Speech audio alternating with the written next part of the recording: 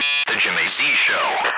I am very happy to have Stephanie Conway as my guest. Her show is The Founding Voice. She can be heard on Junior Factor Nation and on, is that a Spreaker show? It's a Spreaker show, and it plays on iHeartRadio, too. Oh, wow, that's great. Wow, you're getting lots of exposure. All right, we're going to talk just a little bit about a debate or discussion, or calling it a debate is probably giving it more credit than it really was, because the issue is the fact that many Republicans, many conservative Republicans, are concerned about getting rid of John Boehner, Mitch McConnell, John McCain, the people they consider to be rhinos. And it is my position, and apparently a position that Stephanie shares, that in 2014, job number one is winning back the majority in the Senate and keeping, if not strengthening, our majority in the House. Is that basically the position, Stephanie? Yeah, that's absolutely what it comes down to, because without that, you're gridlocked or you're blocked, or the pressure is coming from all the wrong places no matter what. Now, I had a friend of mine on Facebook who made a great point, and he said, his name is Joe, and he said that what we need to do is get to a point where if we have the majority, Obama is still going to be president, but if we have the majority, the Republican majority in the House and the Senate, even though we may very well still have a number of Republicans we don't agree with, the compromise that's going to go on is going to immediately change from being a compromise between liberals and moderates to a compromise between moderates and conservatives. Do you agree with that? No, absolutely. That's where we see the problem coming from now, and I think I said this the other day as well, is you have the moderates and they're being pressured by the liberals and the left, and so they're bending to that. But if you were able to get in more Republicans and more conservatives, even if we still have those moderates, you're going to have increased pressure from the right instead of just the left. Now, the most important thing, I think, for people to remember is that it's not simply, when you have a majority in Congress, it's not simply more votes. You also have the Republican Party would be running the agenda, not just in the House, but the agenda in the Senate. You would have the Republicans able to decide what legislation they were going to vote on and not vote on. You would have Republicans in the chairs for all the different committees all throughout the Senate. It's not, the chairmanships are not based on a number, a percentage, or a ratio. It is the party in power has all the chairs, and this is all very important. Well, right, because it goes from the chairs in the committees to the floor, and you need to get the other committees to back your bills to get it to the floor. So if you don't have the majority and you don't have the chairs, then your bill's not even going to make it out of committee because nobody wants to help you. No, the Democrats are absolutely uninterested in any conservative, like, say, Ted Cruz. If he brings a piece of legislation up into a committee, the Democrats are going to do everything they can to keep it from happening. That's done before it even gets to the committee because it's from Ted Cruz. Yeah. Yeah, so what do you tell people when you're out talking in person, on the telephone, on your show, and a conservative comes to you and says, well, look, we're not going to get anywhere until we get rid of John Boehner? It drives me crazy. I don't like John Boehner either, No. but the first thing I remind them is you can't get anywhere unless we get a majority, and the Republicans are unable to do what the Democrats do, and that's come together behind one person. The Democrats will come together regardless of whether they agree 100%, and they'll recognize that's their ticket in their area, and they'll go for it. Republicans are so busy fighting each other that we split up the vote on the right so much that the Democrat gets in even if they don't have the majority. And Republican conservatives particularly need to get over that and start pushing for a majority, and then try to push that majority for the right later on. But it has to come in phases. I know a lot of conservatives don't like hearing this, but there is power. Even though you're going to have some Republicans that you can characterize as being rhino or moderate, and you're not happy with the way they vote all the time, when you have a majority, all of a sudden you realize that having all of those R's in the seat, having the different representatives that have a name that is followed by the parenthesis R, really does make a huge difference.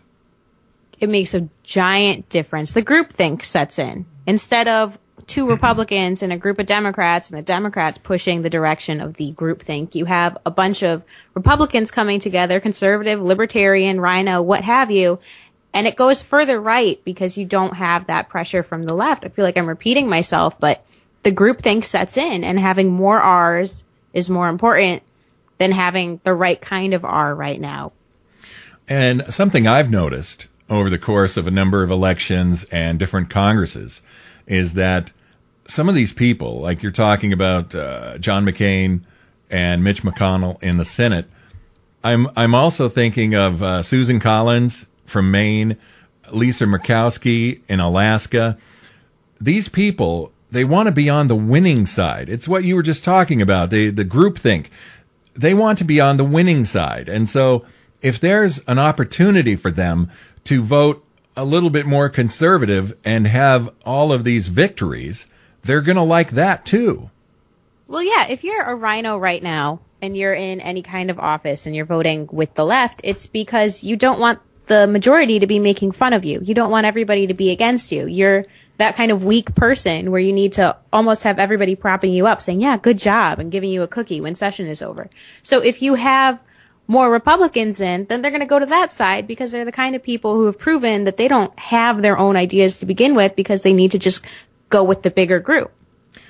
One of the things this person said that we were arguing with, and she's not the only one, there are a lot of people, a lot of conservatives who are thinking this way, and they despise the politics of a John Boehner so much that she said she would rather lose the seat to a Democrat than to have John Boehner reelected. And it's my belief that as much as I don't like a lot of the things that John Boehner is up to, we cannot afford to lose one seat, especially this year. No, not at all. We have 2 more years of the Obama presidency. And if we give up the majority that we do have because we can't get over our individual beliefs and come together as a party to vote in a Republican, then it's going to be a really rough 2 years because it won't have to be executive orders anymore. Just think of a Pelosi true. Speakership. You're going to be looking at something like that again. Yeah, and they will. They will absolutely make Pelosi the speaker again. And personally, I cannot take that. No, I can't handle it. I have enough problems listening to when Obama speaks. I don't want to have to listen to her speak even more. Now, if we do succeed and get the majority in both the House and the Senate, that really does force Obama to run to the executive order more and more. And I don't you think, it seems to me that at some point this executive order crap is going to rile up enough Americans that Republicans in Congress are finally going to do something about it. You know, I hope so, because the lack of action right now is absolutely ridiculous. On my Facebook feed, I had something come up just 10 minutes ago about him signing the next minimum wage executive order. And why there's not outcry from Americans directly reflects on why we don't see action in the House, in the Senate, in the government. Why would they act on it if we're not going to call them on it? Another outrageous example is something I just read at cnsnews.com, and that the Obama 2-year delay for small companies and small employers from 50 to 99 employees, it now requires that if that company, if that organization, that employer takes the 2-year delay, he or she must provide information to the IRS that explains why they have hired or fired people. In other words, their firing practices must be justified to the IRS. That's all part of that deal. Right, and is that the part that includes they can't be because of Obamacare if they fire people? Well, under threat of perjury, you can't say that? That's going to be a part of everything that's happening, of course, because the IRS is going to have all of this information to review. And of course, Eric Holder can step in and say, no, you can't do that. That's racist, or that is discriminatory. I mean, if you ask me, this is some of the scariest stuff that we've seen from Obama. And if I was an employer with, say, 75 employees, I wouldn't even consider the 2-year delay. What I would do is go ahead and change the insurance or drop the insurance for my employees, blame it on Obamacare, because that is exactly why I'm doing it, and not make myself beholden to providing all this information about who I fire and who I hire and why to the IRS.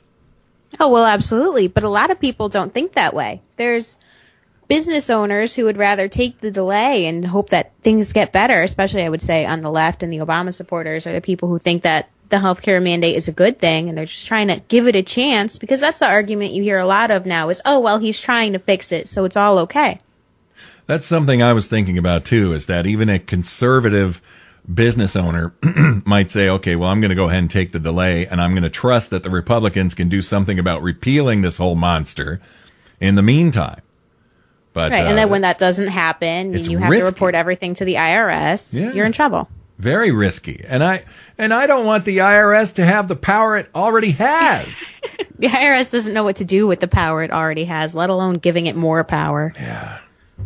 Well, all of these, this is just a couple of examples here we just talked about. These are reasons why the only option we have for ourselves is to put as many R's as possible in the House and the Senate, because that's where our best hope is. And we can get on the phone, and we can write letters and email, and we can put as much pressure. I think that, Stephanie, I was thinking about this too. If we are able to get this majority in all of Congress, that's the time to have a huge protest in Washington.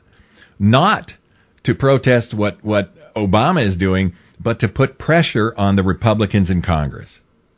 Let them know that we know they're in and they're supposed to answer to us. That'd be a good way to do it, instead of protesting Congress members who don't represent the Republicans who are trying to protest now anyway. Yeah, you could have 10 million people show up in Washington, D.C. and protest what the Democrats are doing. You think Nancy Pelosi or Harry Reid could give a crap?